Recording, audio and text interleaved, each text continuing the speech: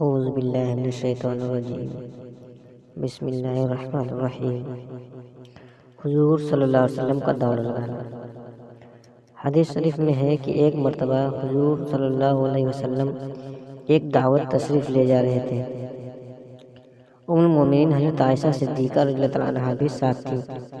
پیدل سفر تھا، راستے میں ایک جنگل اور میدان پڑتا تھا اور بے پردگی کا احتمال نہیں تھا، اس لیے کہ وہاں کوئی دیکھنے والا بھی نہیں تھا۔ حضور اقدس صلی اللہ علیہ وسلم نے حضرت عائشہ صدیقہ رضی اللہ تعالیٰ عنہا سے کہا کہ اے عائشہ، کیا میرے ساتھ دوڑ لگاؤ گی؟ حضرت عائشہ رضی اللہ تعالیٰ عنہا نے فرمایا کہ ہاں، دوڑ لگاؤں گی۔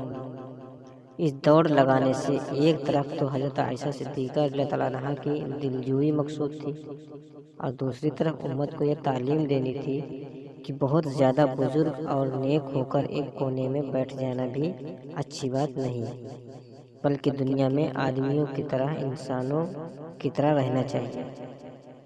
اور ایک حدیث میں حضرت عائشہ صدیقہ رضی اللہ تعالیٰ عنہا فرماتی ہیں کہ حضور اقدس صلی اللہ علیہ وسلم نے میرے ساتھ 2 مرتبہ دوڑ لگائی۔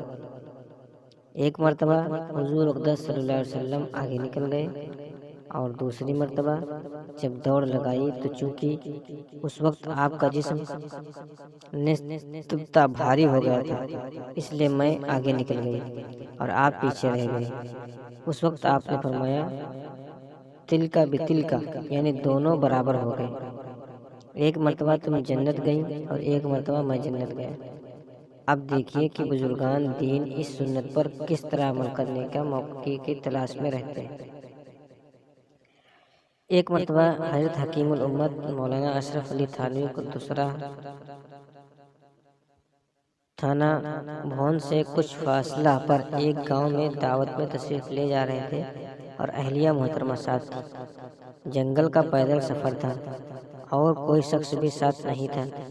جنگل کے درمیان پہنچے تو خیال آیا کہ الحمدللہ حضور اقدس صلی اللہ علیہ وسلم کی بہت سی سنتوں پر عمل کرنے کی توفیق ہو گئی ہے، لیکن اہلیہ کے ساتھ دوڑ لگانے کی سنت پر ابھی تک عمل کا موقع نہیں ملا۔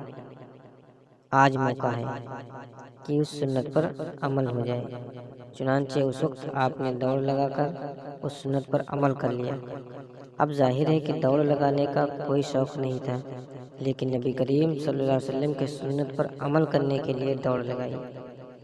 یہ ہے اتباع سنت کے حرص، نیک کاموں کی حرص اور لالچ، اجر ثواب حاصل کرنے کی حرص۔ اللہ تعالیٰ ہم سب کے اندر یہ حرص پیدا فرما دے اور ہم سب کو نبی کریم صلی اللہ علیہ وسلم کے نقش قدم پر چلنے کی توفیق عطا فرما دے۔